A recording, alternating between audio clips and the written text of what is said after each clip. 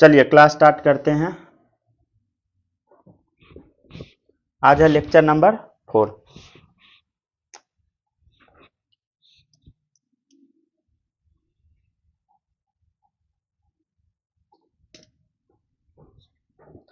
Heading डालिएगा equilibrium state. क्या heading डालिएगा? Equilibrium state. जहां तक लिखे हैं उसके आगे हेडिंग डालना है, ठीक है। क्या हेडिंग डालिएगा? इक्विलिब्रियम स्टेट, ठीक है। अब हम समझते हैं। सब सब सब सब ठीक है, ठीक है। उसके बाद लिखते जाइए, जहां तक कल करवाए थे उसके आगे लिखिए। At equilibrium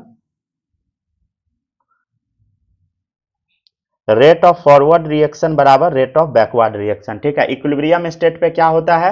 rate of forward reaction rate of backward reaction के इक्वल होता है, ठीक है। आपको ये याद रखना है, ठीक है। ये बात याद रखना है, ठीक है। तो देखिएगा, एट अ सर्टेन स्टेट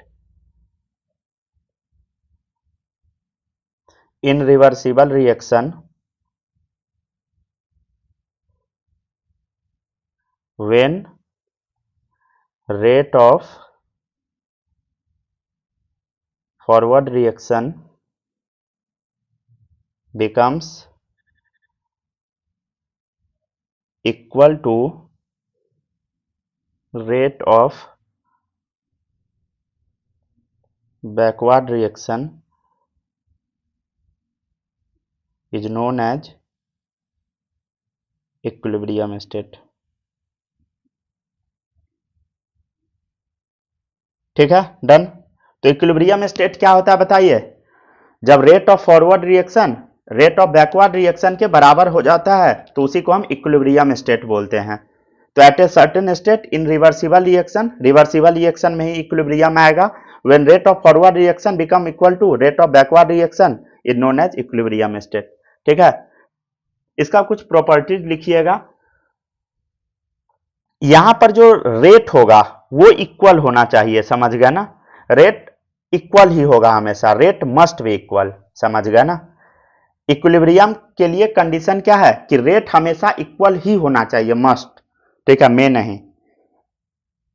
अच्छा, रेट क्या होता है बताइए? Change in concentration. रेट क्या होता है? रेट क्या होता है बताइए? रेट होता है चेंज इन कंसंट्रेशन। तो change in concentration must be equal. Rate की जगह हम ये भी लिख सकते हैं, change in concentration must be equal. तो सेकेंड पॉइंट हो गया, ठीक है।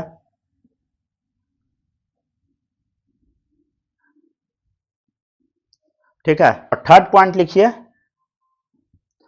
Concentration of reactant and product must be constant, ठीक है। तो रिएक्टेंट और प्रोडक्ट का कंसंट्रेशन कांस्टेंट होना ही चाहिए, समझ गए ना।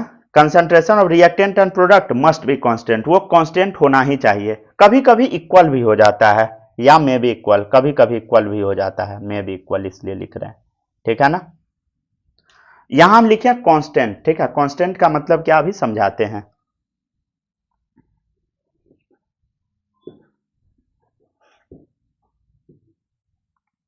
लिखते चलिएगा जल्दी जल्दी, ठीक है ना।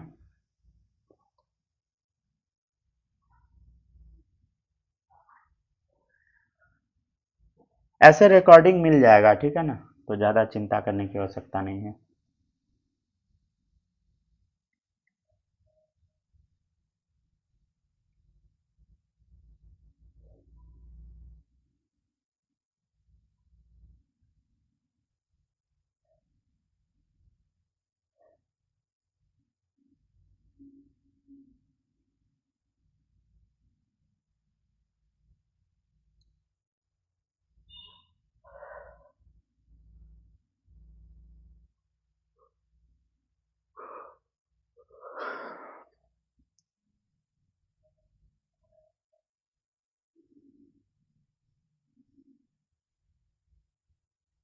हो गया कॉपी?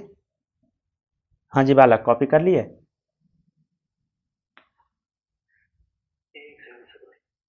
इससे जल्दी लिखो।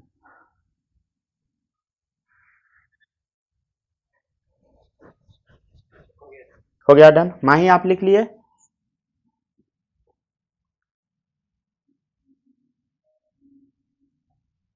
हेलो हेलो, आउट है। चलिए अब देखिएगा नेक्स्ट। नेक्स्ट हम देखते हैं, मान लेते हैं कि ए से बी बन रहा है, रिवर्सिबल रिएक्शन है। मान लेते हैं हम कि इनिशियली 10 मोलर है, ठीक है, रिएक्टेंट। तो प्रोडक्ट इनिशियली क्या होगा? ऑब्वियसली जीरो होगा। कुछ वक्त बाद इसमें से कुछ रिएक्टेंट खत्म हो जाता है। मान लेते हैं 2 मोलर यूज हो गया, तो इधर बनेगा कितना? 2 ही मोलर। अभी हम बताए हैं ना, क्या बताए हैं? पहले ये दोनों पढ़िए। Change in concentration must be equal, ठीक है ना। Concentration of reactant and product must be constant. तो देखिए इधर 2 मोलर इधर गायब हुआ, तो 2 मोलर ही इधर बन गया, ठीक है ना, समझ गए। और भी आप इसको कैसे समझ सकते हैं, और देखिए इधर, तो इधर कितना बचा बताइए? इधर 8 बचा, इधर 2 बचा, समझ गए ना, इसमें कोई दिक्कत नहीं होगा, ठीक है ना। चेंज कैसे आप निकालिएगा? मान लेते हैं कि ये 8 से 2 हुआ, ठीक है, 8 मोलर इधर बचा, इधर 2 मोलर बना, ठीक है। मान लेते हैं कि इसमें 1 मोलर का हम मान लेते हैं कि चेंज आया, ठीक है। अगर इधर 1 मोलर का चेंज आया, ठीक है, तो जब ये इधर से इधर जाएगा तो इधर भी कितना मोलर का चेंज आएगा? 1 मोलर का ही चेंज आएगा। मान लेते हैं कि ये चेंज 2.1 मोलर का है, तो ये भी चेंज 2.1 मोलर का ही रहेगा, समझे, ठीक है, डन। अब इसका हम ग्राफ देखते हैं। ग्राफ कैसे बनाएंगे देखिएगा, देखिएगा ध्यान से। इधर है आपका रेट, इधर है आपका टाइम। तो हम कौन सा ग्राफ देख रहे हैं बताइए? रेट वर्सेस टाइम का हम कर्व देख रहे हैं, ठीक है। अब देखिएगा, हम मान लेते हैं कि ये है रेट ऑफ फॉरवर्ड रिएक्शन, ठीक है। तो फॉरवर्ड रिएक्शन का रेट क्या होगा? ऐसे डाउन होगा, समझ गए। और बैकवर्ड रिएक्शन का रेट ऐसे बढ़ेगा, और एक टाइम पर आकर दोनों मिल जाएगा, ठीक है। ये है आपका रेट ऑफ फॉरवर्ड रिएक्शन, ये है rate of backward reaction. Forward reaction का रेट गिरने लगेगा, ठीक है, बैकवर्ड रिएक्शन का रेट बढ़ने लगेगा, ठीक है। और एक टाइम आएगा इस जगह पे रेट ऑफ फॉरवर्ड रिएक्शन और रेट ऑफ बैकवर्ड रिएक्शन दोनों बराबर हो गया। क्या हुआ यहां पे? Rate of forward reaction rate of backward reaction के बराबर हो गया। तो इसी को हम क्या बोलते हैं? इस पॉइंट को हम बोलते हैं इक्विलिब्रियम स्टेट, ठीक है। क्या बोलते हैं बताइए? Equilibrium state. इक्विलिब्रियम स्टेट कैसा स्टेट है? ऐसा जगह जहां पे rate of forward reaction rate of backward reaction के बराबर आ जाए, उसी को हम बोलते हैं इक्विलिब्रियम स्टेट। और वो जो टाइम होगा, ये जो टाइम है, इसी को हम बोलते हैं इक्विलिब्रियम टाइम। तो टी ई क्यू का मतलब क्या हो गया? इक्विलिब्रियम टाइम, ठीक है।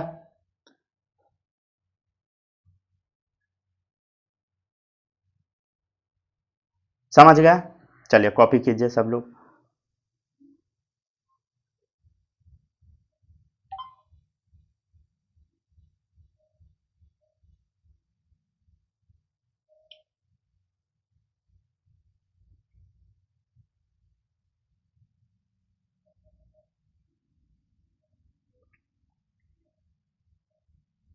ठीक है, डन। तो हम क्या बताए अभी आपको?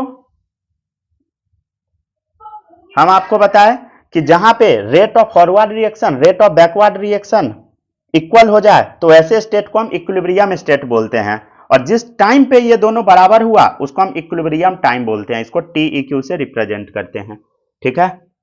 अच्छा, हम आपसे एक सिंपल सा क्वेश्चन पूछते हैं, आपको बताना है कि क्या यहाँ इक्विलिब्रियम अचीव हुआ कि नहीं। देखिएगा, आपके सामने एक हम ग्राफ बनाते हैं, ठीक है। देखिएगा इधर,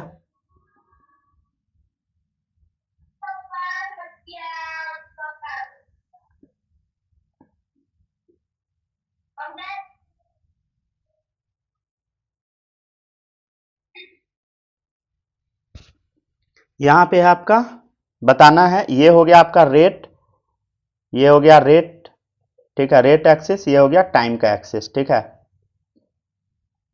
ये भी आपका रेट और इधर है टाइम। ठीक है, समझ गया ना। तो अब आपको बताना है कि क्या इक्विलिब्रियम अचीव हुआ या नहीं। ठीक है, आपको बताना है कि क्या यहां पे इक्विलिब्रियम अचीव हुआ या नहीं। ठीक है, क्या यहां पे इक्विलिब्रियम अचीव हुआ या नहीं। ठीक है, कैसे बताना है हम आपको हिंट थोड़ा देते हैं। देखिएगा, बताइए यहां इक्विलिब्रियम हुआ या नहीं, यहां हुआ कि नहीं, कैसे हम चेक करेंगे। देखिएगा इधर सेकेंड वाला केस में हम देखते हैं, ये पहला ग्राफ है इक्विलिब्रियम स्टेट, इसमें तो दिख गया क्लियरली। इसमें देखिएगा, इसमें रेट ऑफ फॉरवर्ड रिएक्शन क्या हो गया बताइए, गिरने लगा। रेट ऑफ बैकवर्ड रिएक्शन बढ़ने लगा, लेकिन कभी वो मिला ही नहीं। जब मिला नहीं तो इक्विलिब्रियम अचीव हुआ कैसे। दोनों का रेट बराबर हुआ कहां, मतलब rate of forward reaction rate of backward के बराबर हुआ ही नहीं, तो यहां इक्विलिब्रियम अचीव होगा, नहीं होगा। समझ गया ना, यहां rate of forward reaction rate of backward के बराबर हुआ ही नहीं, समझे। तो सेकेंड केस में नहीं हुआ इक्विलिब्रियम अचीव। ये थर्ड केस में हम देखते हैं कि यहां पे रेट ऑफ फॉरवर्ड रिएक्शन क्या हुआ, गिरना शुरू हुआ, रेट ऑफ बैकवर्ड रिएक्शन बढ़ना शुरू हुआ, लेकिन ये दोनों मिला, लेकिन बहुत कम इंस्टेंट पे मिला। इस पॉइंट पे क्या हुआ बताइए, rate of forward rate of backward बराबर हुआ, लेकिन ये इक्विलिब्रियम मेंटेन नहीं रहा। इक्विलिब्रियम क्या ये मेंटेन रहा, नहीं रहा, तो इसको हम क्या इक्विलिब्रियम स्टेट में बोलेंगे, नहीं। इक्विलिब्रियम बस थोड़े देर के लिए हुआ, चंद सेकेंड के लिए, समझ गए ना, एकदम माइन्यूट टाइम के लिए हुआ इक्विलिब्रियम आया, तो इसका मतलब क्या, कुछ भी नहीं। इक्विलिब्रियम मेंटेन रहता तभी तो हम बोलते हैं इक्विलिब्रियम स्टेट, तो मेंटेन रहा नहीं, मतलब यहां इक्विलिब्रियम अचीव हुआ क्या, नहीं हुआ। ठीक है, चलिए ग्राफ बनाइए। ठीक है, ग्राफ बन गया। अब हेडिंग आपको डालना है कैरेक्टरिस्टिक्स ऑफ इक्विलिब्रियम। ठीक है, क्या हेडिंग डालिएगा बताइए, कैरेक्टरिस्टिक्स ऑफ इक्विलिब्रियम। ठीक है, कैरेक्टरिस्टिक्स ऑफ इक्विलिब्रियम। देखिएगा, सबसे पहला कैरेक्टरिस्टिक्स, कंसंट्रेशन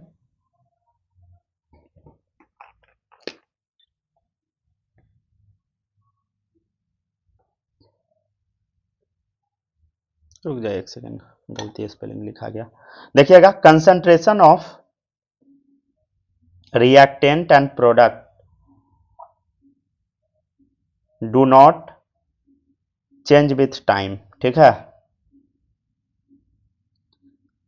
ठीक है, समय के अनुसार रिएक्टेंट और प्रोडक्ट का कंसंट्रेशन चेंज नहीं होना चाहिए, समझ गया ना। ठीक है, concentration of reactant and product do not change with time, change नहीं होगा, समझ गया ना। इक्विलिब्रियम में क्या हो जाएगा बताइए, हेडिंग मतलब बगल में डाल लीजिए, कांस्टेंट हो जाता है। ठीक है ना, कांस्टेंट हो जाता है, चेंज नहीं होगा, समझ गया ना। सेकेंड पॉइंट लिखिएगा, रिवर्सिबल रिएक्शन में इक्विलिब्रियम मिलता है। ठीक है, equilibrium can be achieved in reversible reaction. ठीक है, थर्ड पॉइंट देखिएगा, इक्विलिब्रियम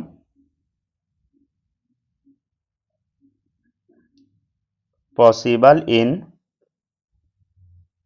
क्लोज्ड कंटेनर। ठीक है, इक्विलिब्रियम क्लोज्ड कंटेनर में ही पॉसिबल है, राइट।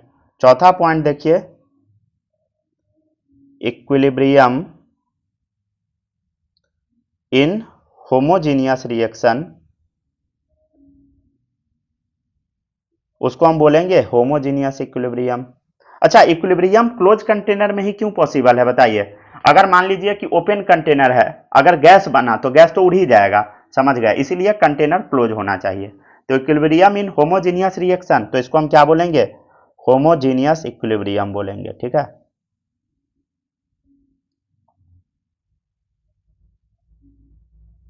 ठीक है,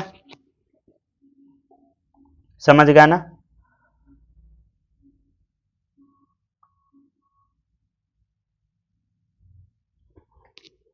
तो इक्विलिब्रियम इन होमोजीनियस रिएक्शन, होमोजीनियस इक्विलिब्रियम हुआ। समझ गए। एग्जाम्पल जैसे देखिए, होमोजीनियस रिएक्शन समझते हैं ना, जब रिएक्टेंट और प्रोडक्ट का स्टेट सेम हो। देखिए इधर नाइट्रोजन अगर ऑक्सीजन के साथ रिएक्ट करेगा तो ये बनाएगा 2NO गैस, ठीक है। तो देखिए तीनों गैस ही है, ये भी गैस, ये भी गैस, ये भी गैस, तो होमोजेनियस इक्विलिब्रियम। अगर कोई बदल गया, ठीक है, जैसे एक बदल देते हैं, देखिएगा इधर इक्विलिब्रियम इन हेट्रोजीनियस रिएक्शन, उसको हम क्या बोलेंगे बताइए? सिंपली हम बोल देंगे हेट्रोजीनियस इक्विलिब्रियम, राइट। क्या बोलेंगे बताइए? हेट्रोजीनियस इक्विलिब्रियम, ठीक है ना। एग्जाम्पल जैसे देखिए, जिंक सॉलिड का जब आप रिएक्शन करवाइएगा CO2 गैस से तो फॉर्म होता है जिंक ऑक्साइड, सॉलिड स्टेट में होता है, प्लस CO गैसियस स्टेट में होता है। तो अब ध्यान से देखिए, यहां पर सॉलिड भी है, गैस भी है, तो कौन सा इक्विलिब्रियम? Heterogeneous equilibrium. कैसा रिएक्शन है? हेट्रोजीनियस, समझ गया ना, सबका स्टेट सेम नहीं है, ठीक है ना, सबका स्टेट अलग अलग है। चलिए कॉपी करते चलिए, यहां कंसंट्रेशन लिख लीजिएगा, ठीक है।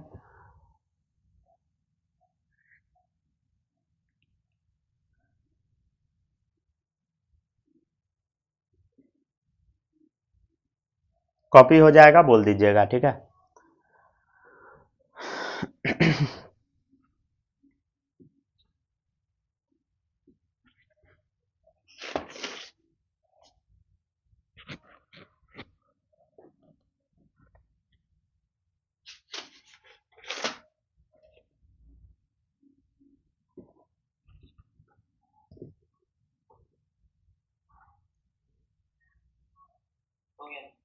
हो गया डन। अब देखिएगा नेक्स्ट, तो कहां तक हम कर लिए? 5 नंबर पॉइंट तक हम कर लिए, ठीक है। अब लिखिएगा, ये ना मोस्ट इंपॉर्टेंट पॉइंट है, लिखिएगा मेजरेबल प्रॉपर्टीज ऑफ सिस्टम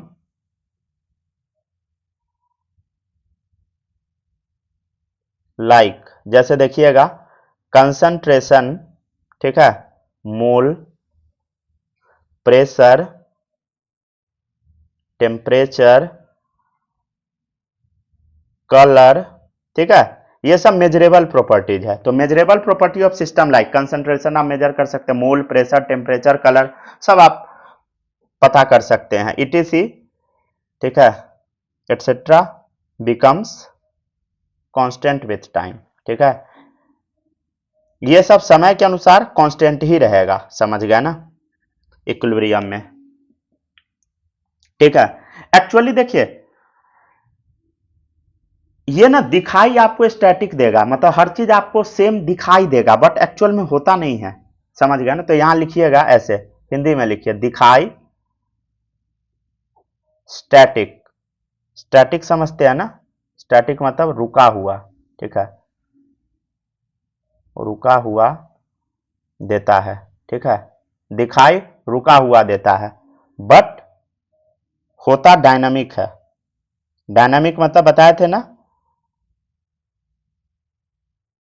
जैसे एक नल खोल लीजिए, बकेट में पानी जमा करना स्टार्ट कर दीजिए, बकेट में भी एक नल लगा दीजिए या बकेट में एक छेद कर दीजिए, जितना स्पीड से पानी ऊपर से गिरेगा बकेट में उतना ही स्पीड से पानी बाहर निकालिए, क्या लगेगा? पानी रुका हुआ है, बट एक्चुअल में पानी ऊपर से नीचे आ रहा है बकेट में और बकेट से नीचे निकल रहा है, तो वो दिखाई रुका हुआ देता है पानी, बट डायनामिक होता है, पानी निकल भी रहा है, आ रहा है निकल रहा है, तो वही है डायनामिक, समझ गया ना। तो दिखाई आपको रुका हुआ देगा, लगेगा कि कोई कलर चेंज नहीं हो रहा, कुछ भी नहीं हो रहा है, लेकिन एक्चुअल में हो रहा होता है, समझ गया, ठीक है ना। इक्विलिब्रियम जो होता है ना, equilibrium is not affected by the presence of catalyst, ठीक है ना। इक्विलिब्रियम कैटलिस्ट से अफेक्ट नहीं होता है, समझ गया ना। तो कैटलिस्ट का काम क्या है समझिएगा, catalyst only helps in attaining equilibrium rapidly, ठीक है ना।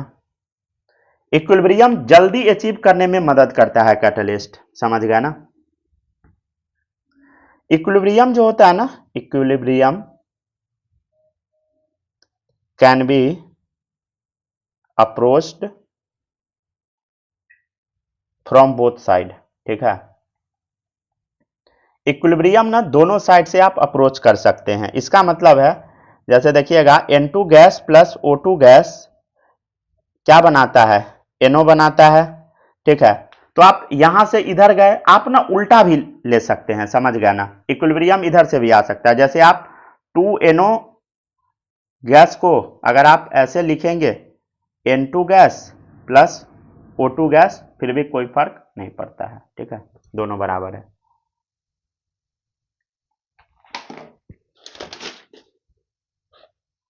ठीक है ना। चलिए कॉपी कीजिए, तब तक हम एक क्वेश्चन लिखते हैं।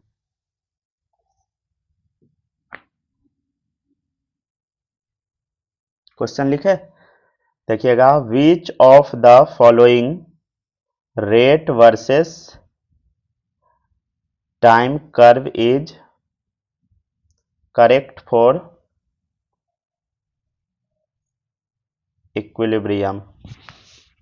3 ग्राफ बना के देते हैं, देखिएगा।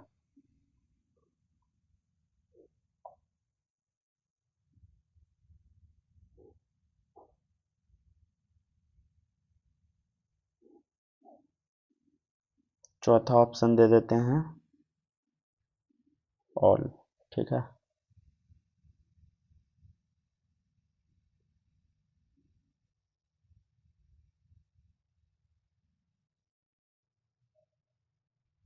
ऊपर में रेट, वाई एक्सिस पे, एक्स एक्सिस पे टाइम, ठीक है।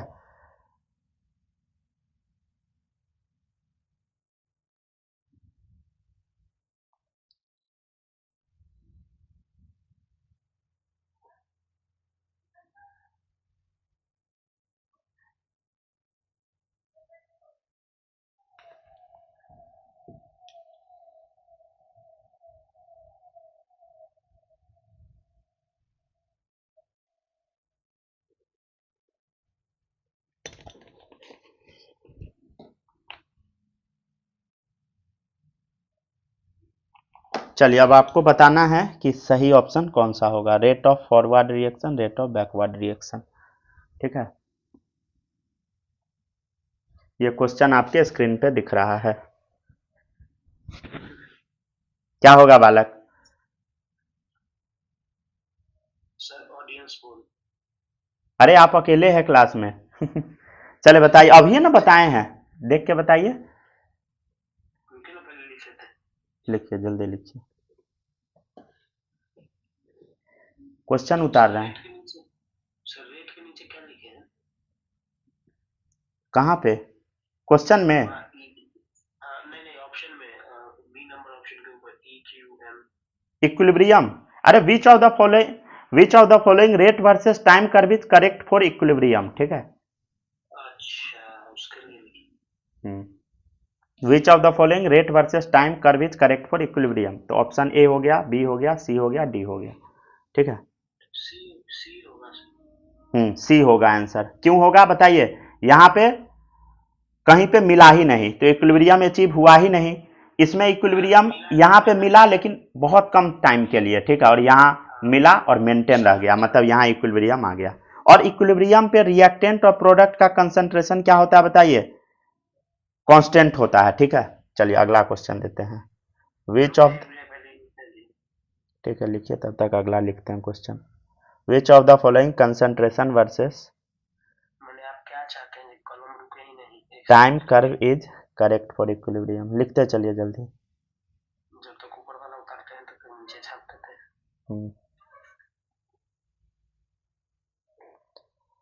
रिकॉर्डिंग को अपलोड भी करना पड़ेगा ना। ज्यादा अपलोड नहीं कीजिए तो रिकॉर्डिंग करने का फायदा क्या है? तो उसमें नेटो लगता है। अरे सर, सुतने टाइम पे कर दीजिएगा। हाँ तो नेट दूसरे दिन का ना खा जाएगा। सुबह के। चले लिखिए, कंसंट्रेशन टाइम का कर्व है। जियो वाला शायद अनलिमिटेड देता है, एयरटेल नहीं देता है। क्या पता सर, मान लीजिए कि उसमें पोर्ट करा लीजिएगा, बाद में पता चलेगा कि उसका भी नहीं हाल है। कोई ठीक नहीं, हम तो सोच रहे करवाने का, लेकिन कहीं निकल गया वैसा ही तब तो। अच्छा सर, एक बात पूछते हैं। हम्म। जैसे मेरा आधार कार्ड का, आधार कार्ड मतलब वो नहीं आया है अभी, जो पोस्ट ऑफिस से आता है हम्म। वैसा नहीं आया है, लेकिन वेबसाइट से पीडीएफ आ गया है आधार कार्ड का। हम्म। तो वो लेके जाएंगे और प्रिंट करा के, हम्म। तो खाता खोल देगा मेरा बैंक में?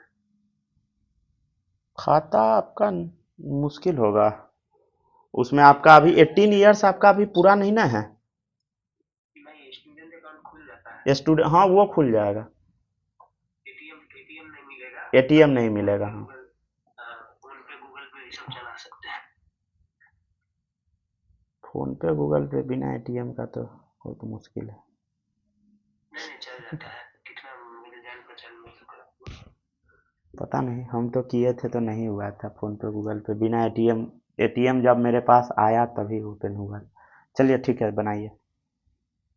अच्छा देख लेंगे, बैंक में जाकर पता कर लेंगे, अगर नहीं होने वाला होगा तो नहीं करा। हमको लगता नहीं होगा, क्योंकि हम जब लिए थे ना, तो जब तक एटीएम नहीं आया तब तक नहीं बना था। अब पता नहीं, हो सकता है कि कहीं आ गया हो, लेकिन उस टाइम नहीं था। चलिए देखिएगा, अगला क्वेश्चन आपके सामने रेडी है। Which of the following concentration versus time curve is correct for equilibrium. ठीक है, कंसंट्रेशन वर्सेस टाइम का बताना है। ठीक है, समय के अनुसार रिएक्टेंट गिर रहा है, प्रोडक्ट बढ़ रहा है। रिएक्टेंट गिर रहा है, प्रोडक्ट बढ़ रहा है, रिएक्टेंट गिर रहा है, प्रोडक्ट बढ़ रहा है। एक टाइम के बाद रिएक्टेंट प्रोडक्ट दोनों कांस्टेंट हो जा रहा है। ठीक है, ये है, आपको इस ग्राफ में क्लियरली दिख रहा है। तो आपको हम क्या बताए थे, क्या होगा आंसर बताइए।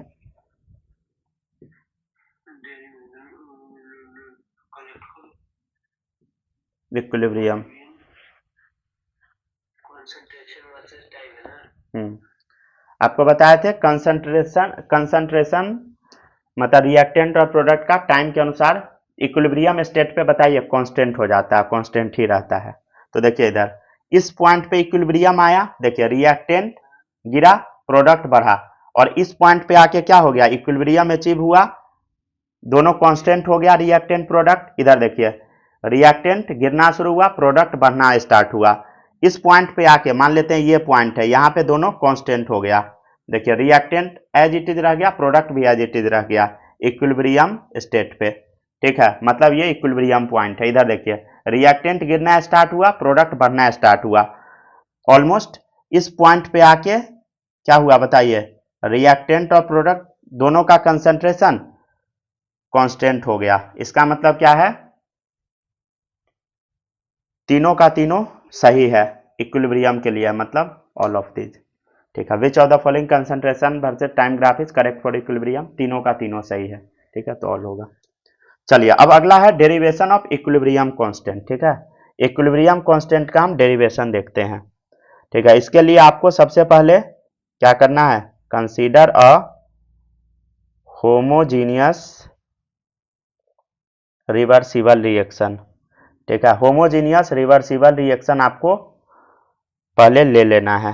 ठीक है, और ये रिएक्शन प्रोसीड कराना है क्लोज कंटेनर में। क्लोज कंटेनर में हम क्यों करा रहे हैं, ताकि कोई भी चीज अगर गैसियस हो तो उड़ ना जाए। ठीक है, तो कंसीडर है homogeneous reversible reaction proceed in A close container. ठीक है, क्लोज कंटेनर में हम रिएक्शन को करवाते हैं। ठीक है, चलिए यहां तक कॉपी कीजिए।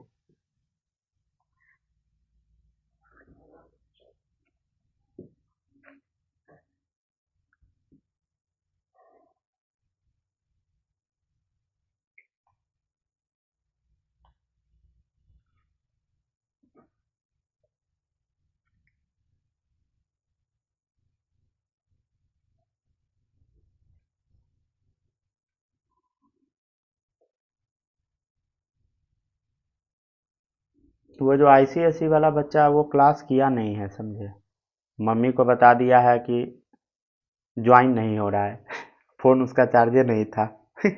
पता नहीं क्या सब कर दिया है कांड।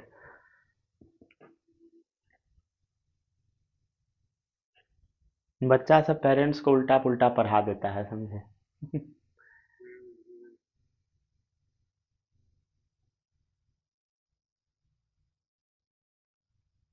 चलिए पढ़िए जल्दी से।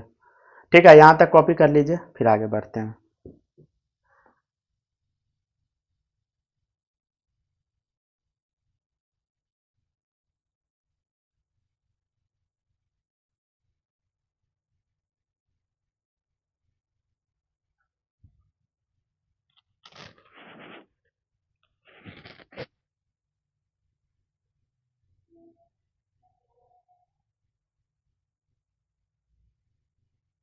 हो गया। हो गया डन। अब देखिएगा नेक्स्ट, देखिएगा अब रिएक्शन क्या है। M1 हो गया स्टोइकियोमेट्रिक कोफिशिएंट। ए रिएक्ट करेगा, मान लेते हैं ए गैस रिएक्ट करेगा बी से, ठीक है, और फॉर्म करेगा सी प्लस डी गैस, ठीक है, राइट। अब सबका कोफिशिएंट हम डाल देते हैं। मान लीजिए इसका स्टोइकियोमेट्रिक कोफिशिएंट है M1, इसका है M2, इसका है M3, इसका है M4, या कुछ और मान लीजिए, नहीं तो इसको N1 N2 कर दीजिए, ठीक है, कंफ्यूज हो जाइएगा। इसको बुक में N1 N2 करके बनाता है, ठीक है, आपकी मर्जी है, कुछ भी मानिए, ठीक है। तो हम देख लेते हैं अकॉर्डिंग टू लोमा क्या होगा, लॉ ऑफ मास एक्शन के अकॉर्डिंग क्या होगा, ठीक है, जैसा पहले हम बताए थे। क्या बताए थे बताइए, for forward reaction, forward reaction के लिए क्या होगा बताइए, क्या होगा, rate of forward reaction, reaction आगे बढ़ रहा है तो इसको हम क्या बोलेंगे, इस दौरान जो रेट निकलेगा रेट ऑफ फॉरवर्ड रिएक्शन है, तो आर ए बराबर क्या होगा बताइए। अच्छा ये क्या होगा बताइए, आपको बताएं, concentration of A raise to the power stoichiometric coefficient, concentration of A raise to the power stoichiometric coefficient, concentration of B raise to the power stoichiometric coefficient. ये डायरेक्टली प्रोपोर्शनल होता है, rate directly proportional to product of active mass of reactant raise to the power stoichiometric coefficient. और जब हम directly proportional के sign को हटाते हैं तो क्या आता है, केएफ आता है, कांस्टेंट डाल देते हैं, वो केएफ है, समझ गया ना। अब वैसे ही अब रिएक्शन बैक भी मारेगा, तो for backward reaction, backward reaction के लिए हम क्या लिखेंगे, RB, rate of backward reaction. तो रेट ऑफ बैकवर्ड रिएक्शन क्या होगा, जैसे हम केएफ लिखे वैसे ही क्या बोल लिखेंगे, केबी लिखेंगे, वैसे ही क्या लिखेंगे, concentration of C into concentration of D raise to the power stoichiometric coefficient. तो इसका स्टोइकियोमेट्रिक कोफिशिएंट हम N1 मान लेते हैं, ठीक है, इसका N2 मान लेते हैं, ठीक है, तो यहां हम क्या लिखेंगे, N1 और N2, ठीक है, डन, समझ गया ना।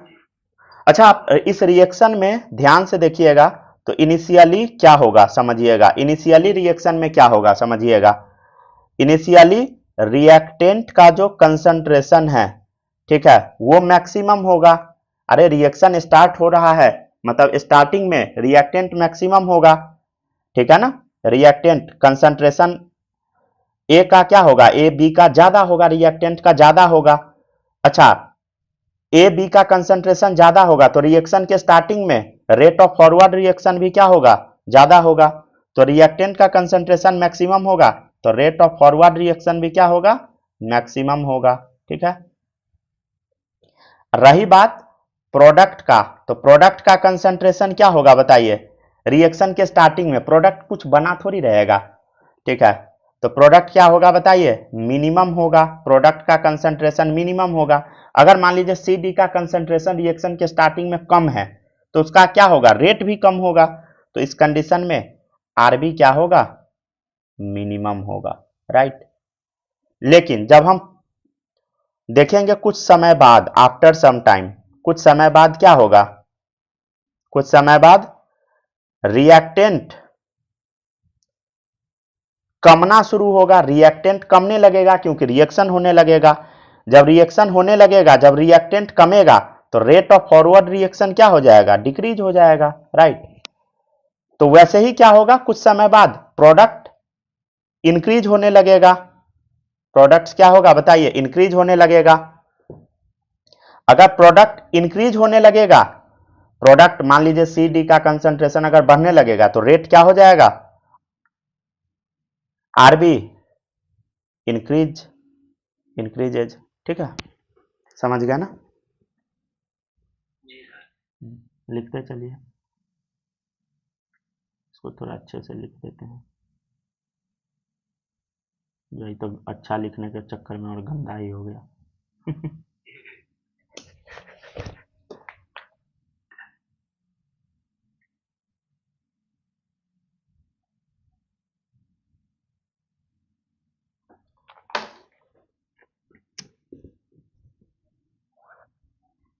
समझ गया ना?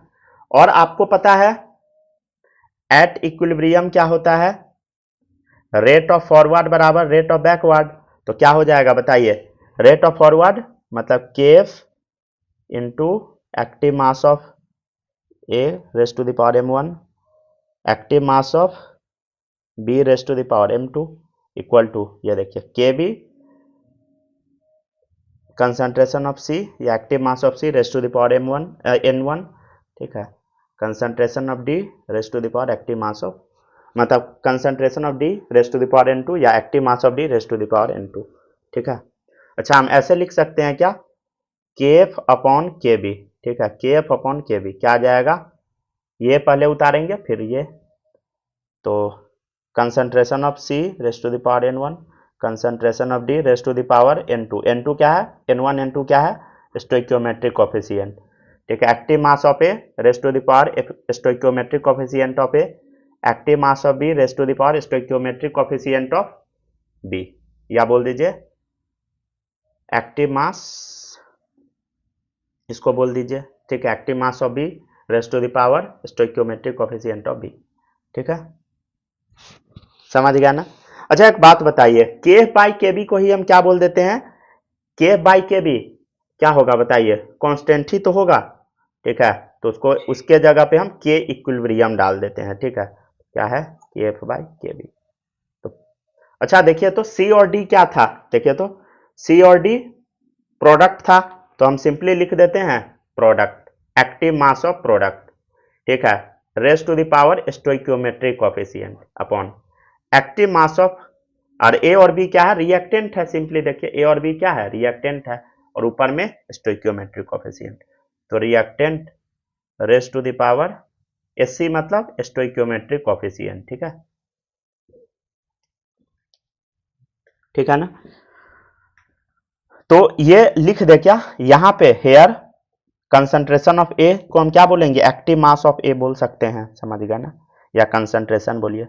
तो here active mass of A active mass of B, मतलब यहाँ पे ये जो आप देख रहे हैं डब्बा के अंदर बना हुआ ये सब क्या है बताइए, आर क्या है बताइए, active masses of A B C and D.